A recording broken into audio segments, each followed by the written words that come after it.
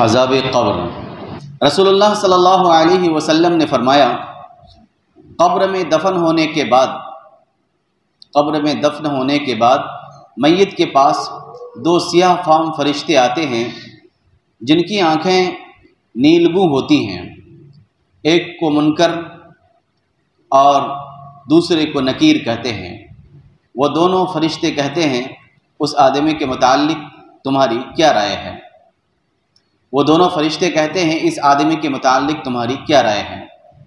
وہ وہی بات کہتا ہے جو پہلے سے کہتا رہا ہے کہ وہ اللہ کے بندے اور اس کے رسول ہیں۔ میں گواہی دیتا ہوں کہ اللہ کے سوا کوئی معبود نہیں ہے اور حضرت محمد مصطفیٰ صلی اللہ علیہ وسلم اللہ کے بندے اور اس کے رسول ہیں۔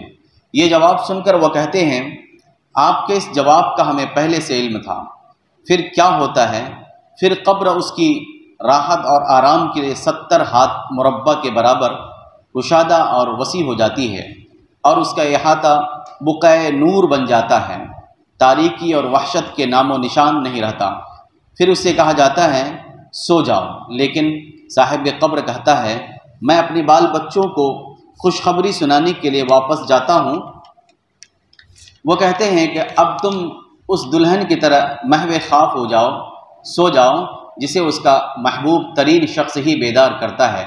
وہ بڑے سکون اور اطمینان کے ساتھ سو جاتا ہے، یہاں تک کہ اللہ قیامت کے دن اسے اس کی خوابگاہ سے بیدار کرے گا۔ اگر قبر میں دفن ہونے والا منافق ہے تو وہ فرشتوں کے اس سوال کے جواب میں کہتا ہے، میں خود تو نہیں جانتا کہ یہ محمد صلی اللہ علیہ وسلم کون ہیں، البتہ لوگوں کی دیکھا دیکھی ایک بات زبان سے کہتا رہا ہوں۔ یہ جواب سن کر فرشتے کہتے ہیں، ہم جانتے تھے کہ تو یہی جواب دے گا۔ پھر زمین سے کہا جاتا ہے، تو اس پر حملہ کر دے اور دبوچ لے۔ زمین اس پر ٹوٹ پڑتی ہے اور اس کی پسلیاں الٹ پلٹ ہو جاتی ہیں۔ یہ منافق ہمیشہ قبر کے عذاب میں گرفتار رہے گا، یہاں تک کہ اللہ قیامت کے دن اسے قبر سے اٹھا کھڑا کرے گا۔ منکر اسے کہتے ہیں جو پہچانا نہ جائے، اور نکیر وہ ہے جو خود کسی کو نہ پہچانے۔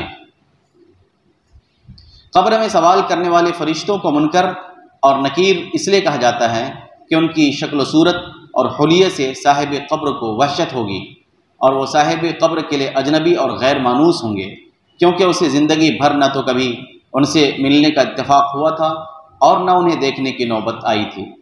برزخ میں رسول اللہ صلی اللہ علیہ وسلم پر ایمان لانے یا نہ لانے کے متعلق منکر اور نکیر کا استفسار ایک حقیقت ہے۔ بعض روایات میں دین اور رب کے بارے میں سوالات کا تذکرہ بھی ملتا ہے۔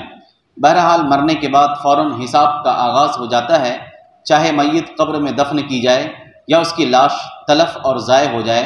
آخر اس میں اچنبے کی کون سی بات ہے کہ میت میں روح واپس آ جائے یا میت کے بکھرے ہوئے اجزاء کو یکجا کر کے اس میں روح ڈال دی جائے، اور یہ بھی تو ہو سکتا ہے کہ اس کے مثالی پیکر سے استفسار کیا جائے۔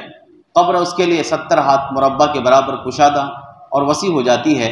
عربی میں 70 کا لفظ وسعت اور کثرت کے مفہوم کو ادا کرتا ہے، اس سے عدد مراد نہیں ہوتا۔ اس کا مطلب یہ ہے کہ عالم برزخ میں مومن کے لیے بہت کشادہ اور کھلی جگہ کا انتظام کر دیا جاتا ہے۔